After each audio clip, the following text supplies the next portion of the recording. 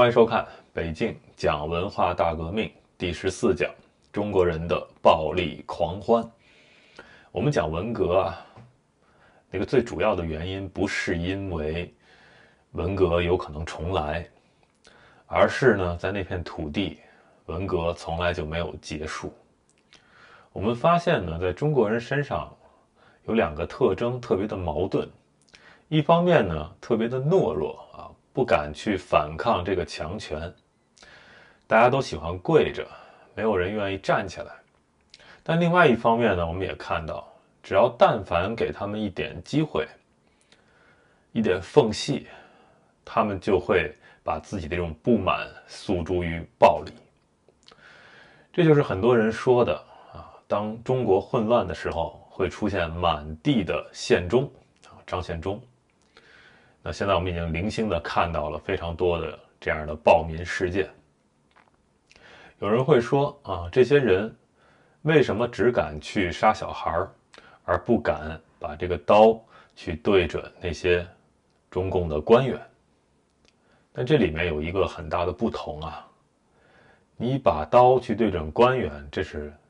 佐罗干的事情啊，这不是宪忠干的事情，而中国人他们只会干宪忠干的事情。那么今天这个标题中国人的暴力狂欢，就在于我们发现啊，在中国那片土地，从古至今，这些王朝的更迭啊，这些混乱的时期，你都会发现大家特别热衷于去破坏那个秩序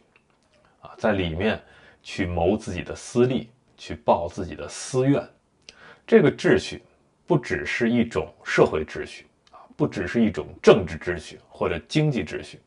它更加的体现在人心之上，是一种道德的、伦理的、人性上的那个秩序啊，都会被突破。所以为达到自己的目的啊，就可以无所不用其极啊，陷入一种暴力狂欢之中。那么此时此刻的中国还没有到这一步，未来会到的。那么我们今天就来看一看啊，历史上在文革的时候，这一场暴力狂欢是怎么进行的。那么大家参考这段历史啊，就可以去想一想，未来在中国一样可能会发生啊类似的事情。到1967年的6月，当时中国大多数地区都已陷入了混乱，北起大连，南到广州，全国的主要港口都不再有货运工人和码头工人的踪影，每天平均有138艘船要停泊卸货，但半数以上的船只在下锚后必须等上一整个月。在中国的工业重镇东北地区，大量依赖海运的工厂都停止生产了。在上海，革命委员会不得不将学校、寺庙和其他公共场所拿来当作临时仓库，由数百辆货车负责清运40万公吨被抛弃的货物。那么在重庆，军方也不得不介入处理堆积在这座内陆港的存货，当时已经乱了。那这个时候呢，殴打资本主义者或者搜掠修正主义者的住家，这种行为啊，都被视为革命行动。那么即便以这样的标准来看啊，犯罪情形依然猖獗。在上海，市场、车站、商店和公园周边都有小偷。1967年5月，警察在上海北站逮捕的扒手人数是前一年的6倍之多，抢劫案件不断增加，犯人大多是年轻人，其中许多都是在红8月，就是上一年的啊那个8月那段光荣的日子里学到了犯罪行为。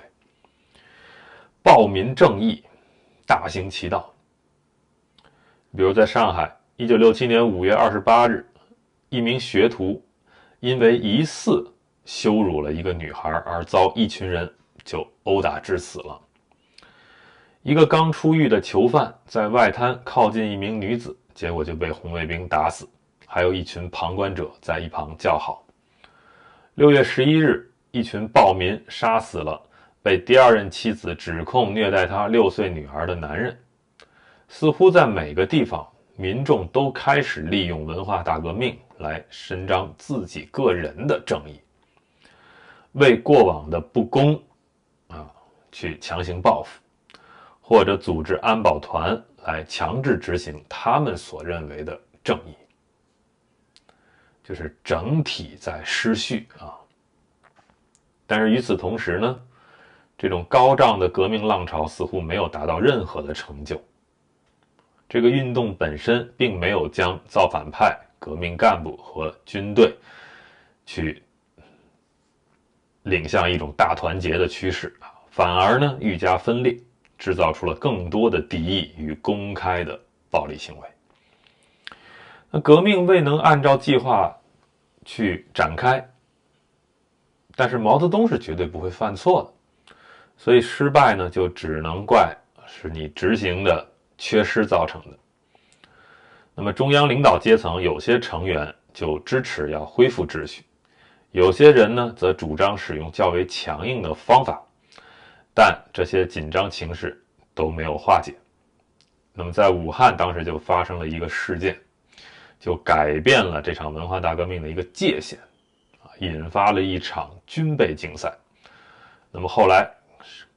甚至将这个暴力事件就提高到了一个全新的层次。我们来看看在武汉发生了什么。那武汉呢，当时和其他地方一样也是2大派系的零星打斗持续了好几个月。那么有的时候数千名战斗人员用长矛、铁锹和土制的武器互殴造成这种致命的暴力冲突。那旧秩序那一派占了优势因为党领导呢受到全市办公室雇员、技工、党内运动人士和民兵所组成的这一个组织来保护。这个组织呢就取名为叫百万雄师。那么他们的对立面就是这个造反派是由钢铁工人、学生以及来自北京的红卫兵组成的联盟。那么这个联盟呢，在6月时候遭到了围攻因为这个百万雄师就强行的征用卡车，攻击了他们在长江大桥对岸的根据地。那么在这一场过程中，有数十名捍卫者丧命。那么那个地方的军区的司令员叫陈再道，他呢是公开支持百万雄师这一方他一心一意的要消灭反对势力。那他呢就没有过多的留意到林彪在4月下令禁止军方对造反派开枪或者解散其组织。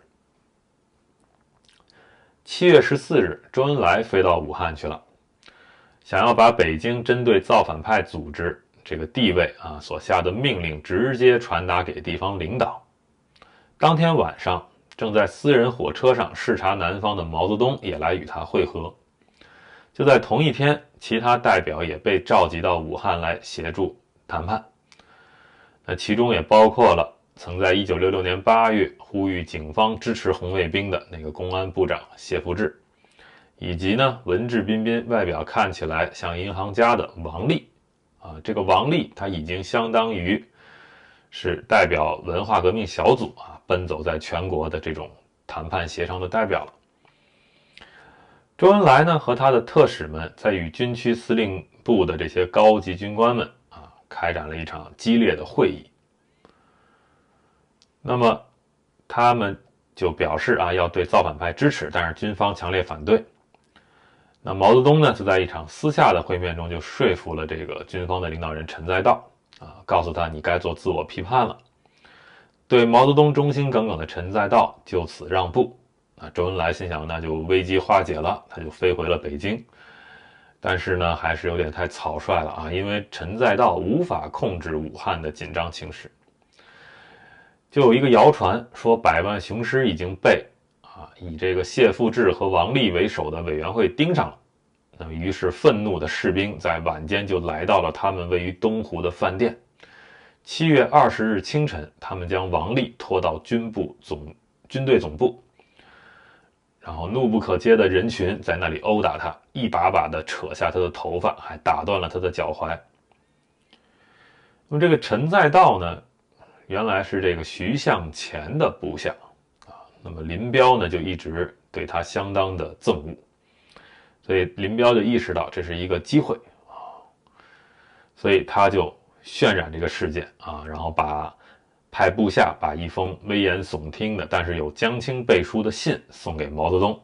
警告说毛泽东你有生命危险。那毛泽东呢就勃然大怒，怀疑林彪利用他。但是呢，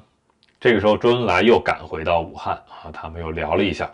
那么毛泽东觉得还是要配合林彪啊，这时候呢就由空军官兵啊护送之下，就把毛泽东送到上海去了。那他这一走，武汉就陷入了彻底的动乱，桥梁关闭，通讯管道被封锁，战略建筑被占领，机场也被夺下了啊！警笛声在河上作响，广播车大声播送批判造反派的口号，卡车在街道上穿梭，载着百万雄师在市内的各地去攻击他们的敌人。当时海军副司令员李作鹏，他就在武汉啊，那么他也得到了邻近的省湖北的一个空降部队的支援。那么谢富治和王立啊，就在一场这个造反派的行动中给救出来了啊，2天后也给偷偷送出武汉了。好，那么林彪就立刻把这个武汉事件去定性为叫反革命动乱。那么毛泽东于是就召集武汉所有的领导到北京来说明情况。那么这些人刚一降落，就被手持步枪的士兵包围啊，步枪上还装着刺刀。在京西宾馆啊，一场长达6小时的马拉松式会议中，他们受到了严密的审问。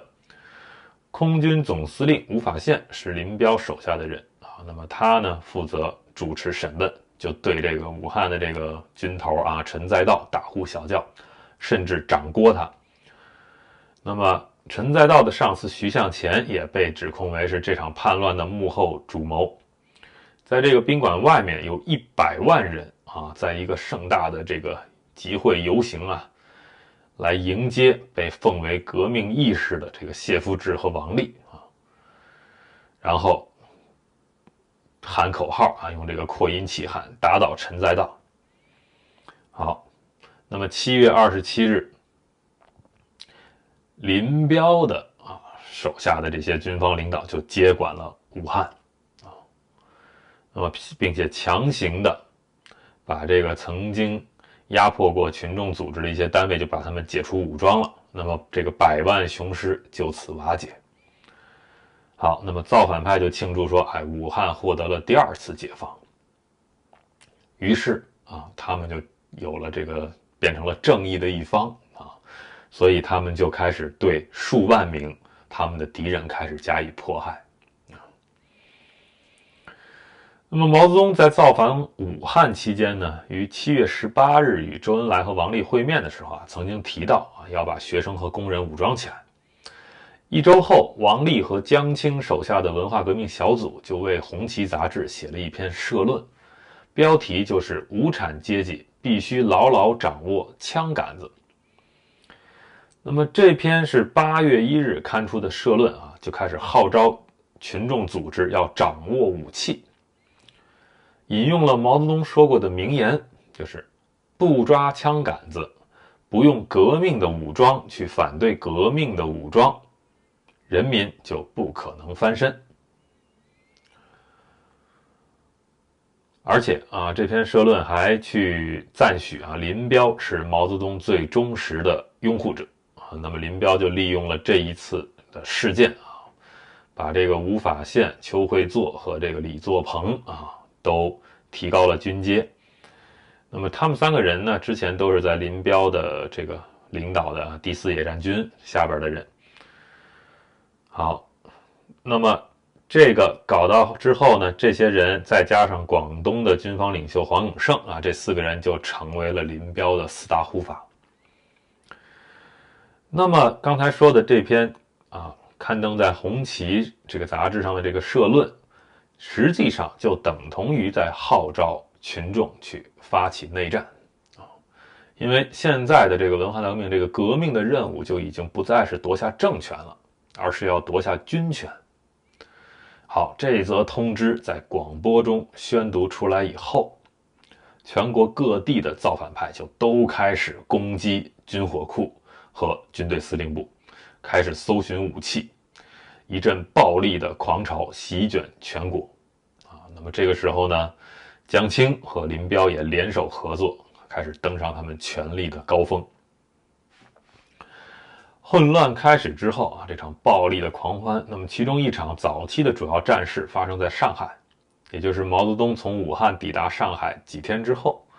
张春桥请求毛泽东说准许工人自行组成民兵团，毛泽东默许了。8月4日那么这个曾在一月时带领攻入市政厅的这个王洪文就是后来四人帮之一，那么聚集了一支由10万名配备草帽和铁棍的工人组成的小型军队。那么他们的目标呢，其实是另一个造反派好，这些造反派主要就是一些被打为右派的学生以及被迫解散组织的工人然后他们藏在上海柴油引擎工厂。那么是10年前在苏联协助下成立的这么一个工厂然后有一架起重机被用来破坏这个金属大门，然后这些一队队的战士就从这个缺口就冲入了厂区，在一场计划缜密的军事行动中散开来，然后将里面的建筑一栋接一栋占领所有的反对者都遭到镇压。那么大部分都被殴打得全身淤青，少数几个被丢在路边等死，总共有1000多人受伤，18人死亡。毛泽东观看战斗的片段后，对王洪文的胜利予以称赞这只是开始。上海的工人很快便取得了轻武器和高射炮。到了1970年，他们已经成长为一支拥有80万民兵的军队，其中许多配有在当地工厂制造的半自动武器。那么其他地方的武装战斗就比上海还要剧烈得多。那么这些行动呢，一般都是由上层策动的比如在长沙，一个由湘江风雷组织属下的造反派所组成的松散联盟，在数个月前被宣告为是反革命，并且在陈伯达一声令下遭到残暴镇压。8月10日，一道北京发出的指令又推翻了这个判决。一名人民解放军的代表在群众的省领导面前郑重宣读一封来自文化革命小组的电报，声明湖南军区司令部攻击造反派是犯下了过失，军方应该支持湘江风雷，因为只有他们才是真正左派的代表。省领导被宣告为走资派文化革命小组就换掉了他。那么替代者就是毛泽东出生地韶山的那个党委书记华国锋。华国锋呢，在3年前在韶山兴建了一座献给毛泽东的大型纪念馆这个园区和这个曲阜的这个孔庙没什么不同包含了毛泽东故居、他父母的坟墓、他上过的私塾、几座宗祠以及必要的雕像。此举令毛泽东大悦。1967年6月，他派周恩来去和一个造反派组织谈判要求对方把华国锋释放。那好，现在这个湖南省就由华国锋来掌管了。他上任后的第一道指示就是镇压反对势力第47军在一旁协助他。那这支军队也是林彪手下的是之前的这个四野的一部分。所以权力一夜之间就转移了基本就是上层高层的一个电报或者来自文化革命小组的一篇什么社论，就可以把这个权力转移。那么得了权的人就有了对其他人去施行暴力的权利所以大家都在争夺这个权利。争夺权利的目的就是为了要在这一场暴力狂欢之中占据一个主动权，成为施暴者的那个角色。所以呢，造反派攻击他们昔日的迫害者啊，他们就开始进行报复，攻击敌人的据点，砸破窗户，扯下广播系统，焚烧文件，并且以皮带鞭打俘虏。一般平民则是裹足了瘾，把他们的愤怒发泄在原先支持旧秩序而令他们生活悲惨无比的党内运动人士、模范工人和中层干部身上。但是造反派很快就因为无法决定要支持哪个军方派系而开始起内讧了。他们为了权力分配的事儿争吵，因为有些人在临时党委会中并未占得席位，老同志反目成仇，大家开始争夺以毛主席之名行使政权的权利。第47军所分配的枪已经不够用了，他们又从这个地方民兵那里偷，又闯入军火库，攻击军事基地。现在他们有手榴弹、刺刀、机关枪、大炮和防空飞弹。8月的闷热高温中，子弹就在街上飞窜，警笛在远处呼号，卡车在路上穿梭，夜里实施宵禁。但是即使在白天出门买菜的一般百姓如果离一些有武装战士看守的战略建筑太近的话，也会有被榴弹打中的危险。那么大家都用胶带交叉贴住这个窗户，以免室内的爆炸和这个震动把窗户给震碎。但是发射大炮的都是经验不足的造反派，很多炮弹都打歪了，在屋顶上爆炸，掉在马路上那么天空在夜里会出现闪光，白天呢是发出橘红色的光芒。造反派利用他们的武器来取得因为严重受到这个运输系统瘫痪影响而越来越少的这种粮食供给，就抢劫粮食商店的事件不断发生。8月时，长沙市中心人民路旁的潘西巷有一家店就反复遭抢，损失了好几公吨白米。那么就卡车突然停在门口持着武器的这些造反派就从车上跳下来，然后去进去抢粮食名义上就告说这是支援战士。那一般的百姓也没闲着，就开始趁着这个内乱呢去追究自己的私人恩怨了。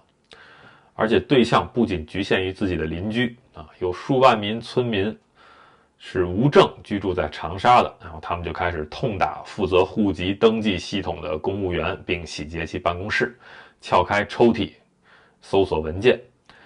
那年夏天，他们在20起这样的事件中亮过枪其中有一次，有一名不满的男子挥舞着一把左轮手枪，大喊说：“谁说我不能拿居住证，我就对谁开枪。”动乱的规模令人难以置信，在单一个市内行政区仅是10天内就有差不多估计2600人参与类似的这种暴力事件。好，再来看看甘肃就是全国哪里都在乱。那么甘肃省的这个军队呢是驻扎在兰州的那么军队是效忠于一个叫汪峰的人那么尽管周恩来一再的指示，军队司令员仍然不肯背叛其省领导1967年5月和6月，激烈的冲突令兰州四分五裂，和其他地方一样，令人眼花缭乱的众多群众组织大致分为2个对立的派系，两边都认定自己才是毛泽东的忠实追随者但是他们对地方领导是否忠诚看法却是分歧的。一方去批判汪峰，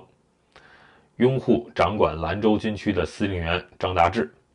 那么另一方呢就将这个张达志视为这个兰州陈载道就是刚才武汉的那个，所以呢就是很混乱的一个状态。好，那么8月3日，北京那方认可兰州军区那一边的派系为真左派，那么红旗这个就杂志号召无产阶级要牢牢掌握枪杆子。这个号召仅仅2天后便发生了这件事儿。那么紧接着全省各地都传出了军火库及兵工厂遭攻击的事件。在天水，一群红卫兵闯入一家炸弹工厂，抢走了数百公斤的炸药，他们使用机关枪和大炮进行革命。在平凉，所有出入县府所在地的道路都被封锁，市民无粮可吃，所有工厂停工，商店歇业。一则报道这样写。好，那么数千人与军队对立，其中包括数百名持有临时自制武器的儿童。在河水一处劳改营的囚犯联合起来攻击守卫，并且彻底搜索办公室寻找武器。在兰州，似乎所有人都加入了争斗。工人就是把这些什么螺丝什么绑在这一个长矛上一篮篮的石头被运到室内各建筑物的楼顶这些大饭店的服务生和厨师也都开始拿这些刀制作武器。敌对者甚至在光天化日下互相追逐。有一批暴徒围住一名男子，用临时制作的标枪戳刺他的身体，直到他倒在这个血泊之中。然后一个经营一家小店的老年男子被人用长矛刺穿腹部，街道上遍布着各种尸体。好，我们看到了在这一个中国人的暴力狂欢之中没有人在乎这个秩序不只是社会的秩序更加没有人在乎这个道德这个人心上的这个伦理的这些层面的秩序也没有人在乎。普通的老百姓、底层的民众是这样中间层也是这样，高层也是这样。我们来看看文化革命小组的领导们，他们也并不仅仅是听命于毛泽东的爪牙他们也会利用这个运动来解决私人恩怨。在这个一党专政的国家里，人际关系比意识形态重要得多。那么善于记仇的人不止毛泽东一个每个人都会仔细地注意每一个小疏忽，然后用这些宫廷政治手法在多年后对这个他们心里的这个仇人去进行报复。数十年前，江青曾因为嫁给毛泽东被迫放弃政治活动，心怀怨恨。那么他成为文化革命小组的首脑后，就开始疯狂地追究这些私怨。在他面前，只要稍不小心说错话，就可能造成致命的后果。那么那个康生也是一样，他呢在他的怂恿下就是要揪出党内叛徒他的这些红卫兵就调查了大约5000名干部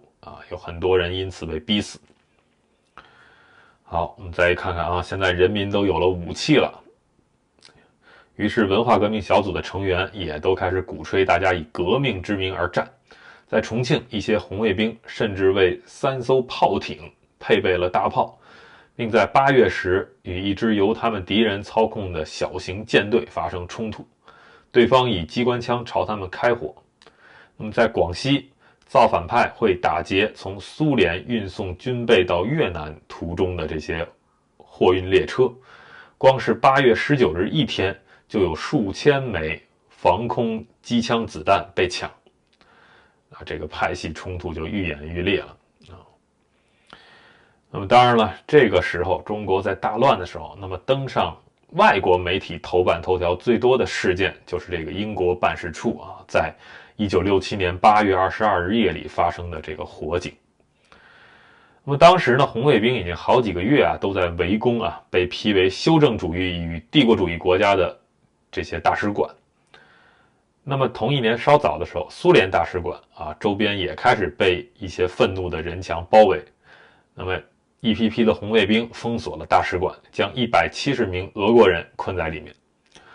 东欧甚至西方国家的外交人员每天都冒着枪火带上伏特加、啤酒、面包、汤等补给品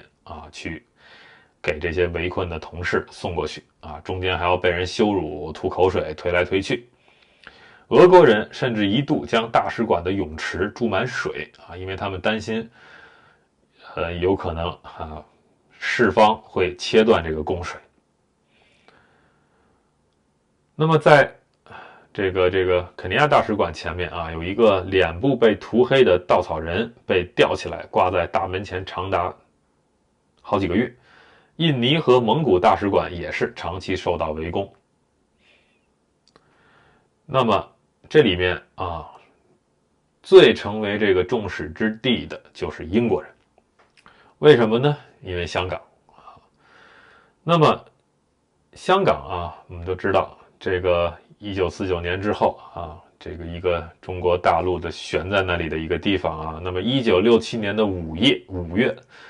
那么大陆的这个暴力就蔓延出了一个边界，就蔓延到香港了。九龙啊，一个工厂的这个罢工活动很快就演变成一场大型的公众骚乱，有数千名抗议的工人加入，他们当中许多人都住在九龙啊拥挤廉价的这个公寓的分租小房间里。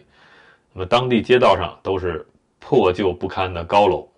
那么革命青年走上街头向殖民政府示威，一边挥舞着红宝书，一边高呼革命口号。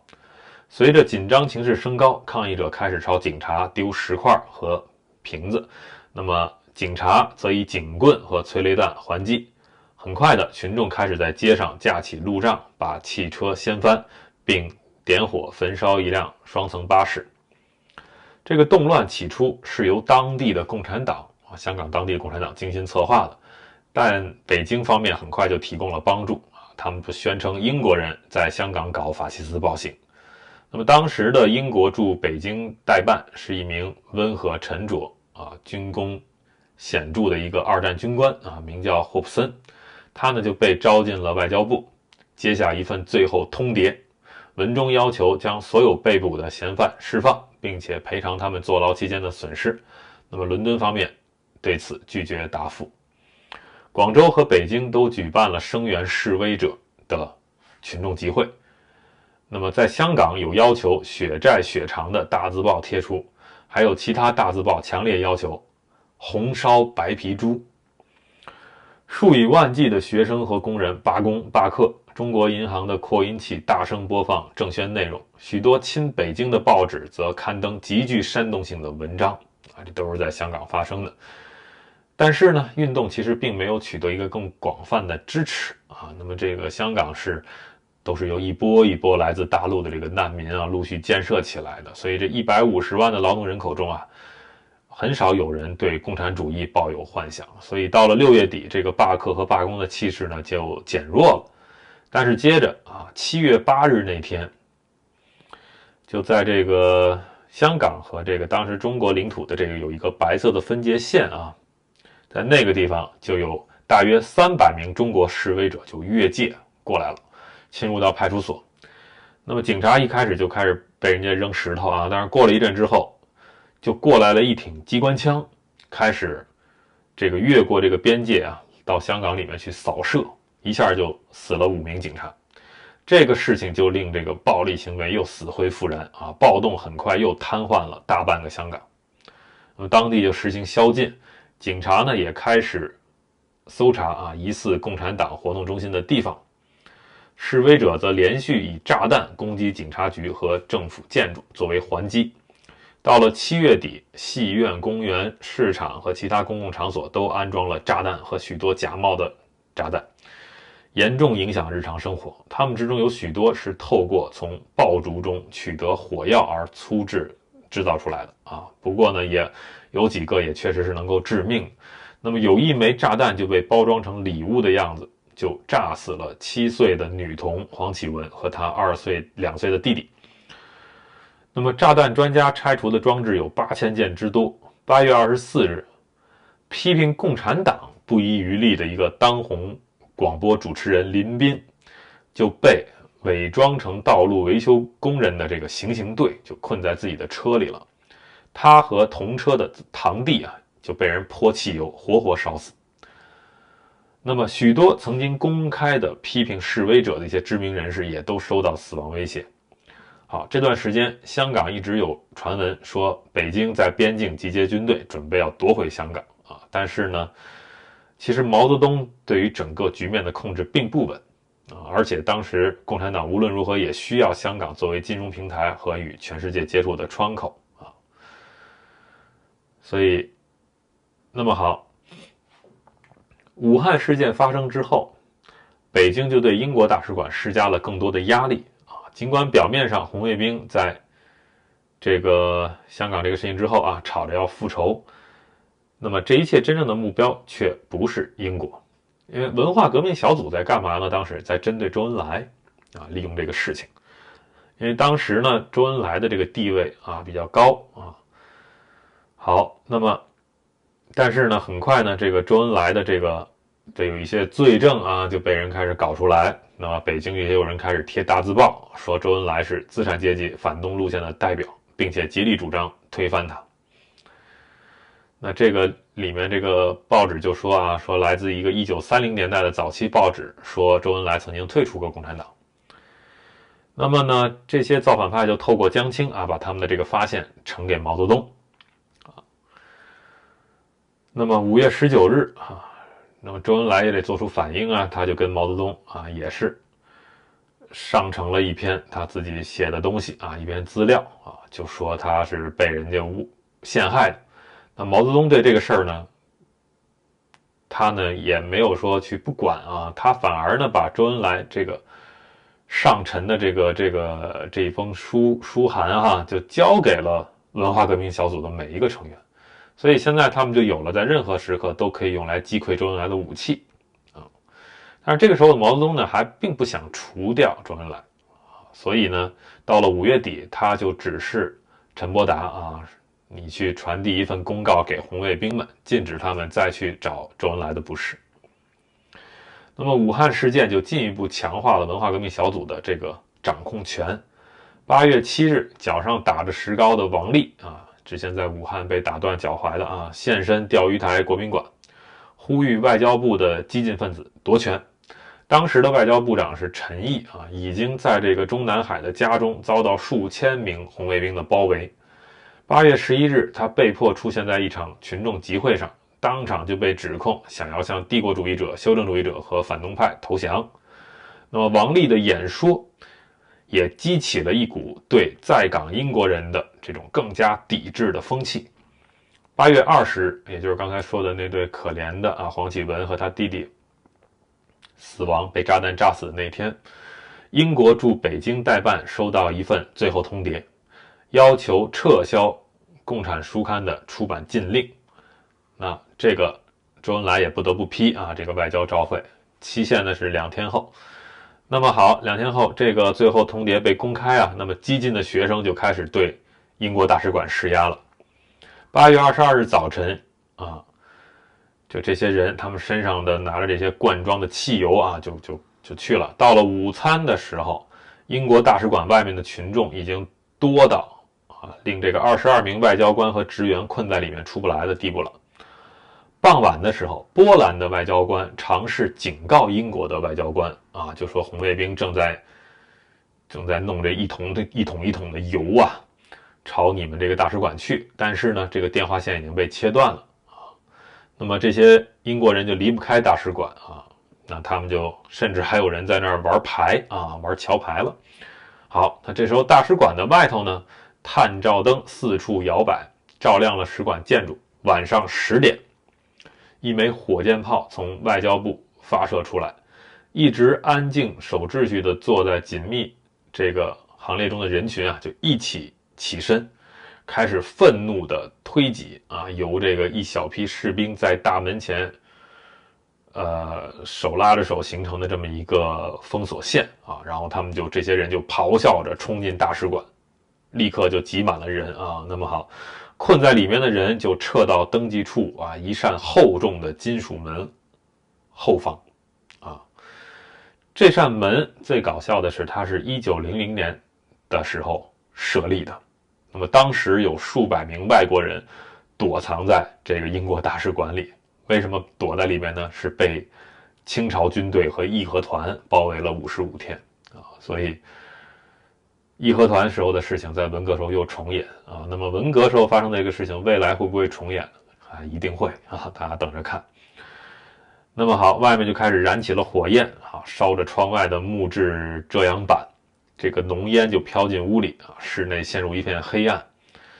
在狂乱的呼喊声、口号声啊，这个窗户被砸碎的这个声音里面，还能听到破城锤持续猛击的声音啊，它打穿了这个砖结构，在墙上凿出了洞。好，那么好，这个时候显然你也只有投降这唯一的选项了。好，那么大使馆的人就从逃生门出来了，那么等着他们的就是外边这些这些暴民啊对他们的一阵痛殴，有些人遭到暴徒拉扯，背部和肩膀被殴打啊。那么好在呢，这些暴徒出手呢还算克制啊，就是他们就是为了要拍一些照片啊，扯着这些人的头发呀等等的。那么有几个人在混乱中还逃到了对面的芬兰大使馆啊，也有人躲起来。好，最后就来了士兵啊，把他们就带上了一辆卡车，送到了这个外交公寓啊。这些人最后是被软禁了好几个月才获得自由。那么这个事情呢，就是文化革命小组做的太过分了啊。那么好，第二天，周恩来就将这个王立啊，就是去煽动群众的这个演讲稿啊，发给了还在上海的毛泽东。那么毛泽东思考之后啊，将他的决定告知了代总参谋长杨成武，并且让他把这个决定传达回北京。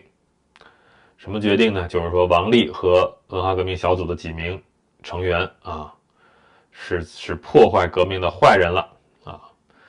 并且呢说你只向总理一个人报告啊，把他们都抓起来，要总理负责处理。所以这么一来呢，这个权力又从文化革命小组那里又回到了周恩来手上啊。那么这个文革呢，就也要进入到下一个阶段了。所以我们看到啊，就是这种暴力的狂欢啊，它其实是严密的受到这个最高层去监控的啊，或者说你可以认为就是受到毛泽东去监控的。所以什么时候把这个口子放开，给你们发武器啊，让你们去打砸抢，让你们去杀人，让你们去进行这一场暴力狂欢，什么时候结束啊？这些高层都是在监控着的。所以这个暴力狂欢本身没有任何的意义啊，它也改变不了什么，除了把那个秩序打散啊，什么都没有改变。所以我们就看到啊，参与这种暴力狂欢的人啊，之后都会有这种创伤后遗症。其实你像毛泽东，他也有某种创伤后遗症啊。所有中共的这些打天下的啊，这些红衣带们啊，都有这种创伤后遗症。因为他在去做这种暴力革命、去篡权啊、去打内战的时候，暗杀呀或者杀人呀，他是无所不用其极的啊。在他们眼里，生命已经没有了一些基本的价值。在他们手里死过无数的人啊，再包括啊，从49年建国以来到文革之前的这16、17年，那么饿死的、斗死的这几千万人，所以在毛泽东眼里，生命只是一种代价啊，为了实现他的某种野心，为了实现他的某种权力更迭的一些代价而已，并不重要。或者你可以认为他就已经变成了一个杀人不眨眼的恶魔。但是只是毛泽东一个人吗？不是，这些什么文化革命小组的人，什么周恩来啊，什么林彪，所有这些军头啊，每一个这种地方上的这些中共党员啊，包括起来响应毛泽东号召要推翻他们的这些群众、这些组织，红卫兵啊、造反派啊，甚至到底下啊，每一个流民、每一个底层的这些暴民啊、民众，从哪儿能搞到一个武器，或者觉得哎没有法律了、没有秩序了，我可以去报私仇了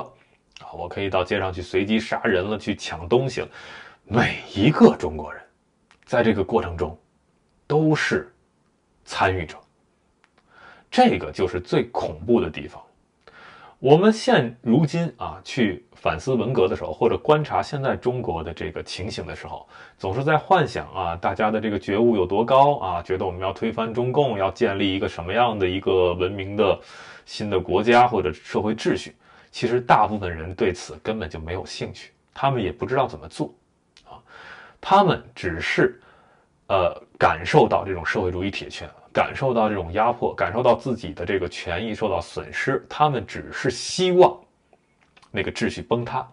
在这个崩塌之中，他们希望自己可以捞到更多的好处啊！如果要付诸于暴力，他们不会犹豫；如果你给他们发了枪，那么这个子弹就一定会射出枪膛。这就是在中国啊会发生的事情，也是经常有人说啊，会满地都是线中的原因。不要期待有什么这种去杀官员的这种作落的诞生啊，他们的认知程度不到这里，他们只是一群宪忠，给他们机会啊，就会变成今天我所讲的这种中国人的暴力狂欢。好啊，那我们这一讲呢就讲到这里，下一讲呢我们会讲啊，现在这个事情要灭火了啊，高层要灭火了，我们看看他们怎么做啊。感谢收看、订阅、分享。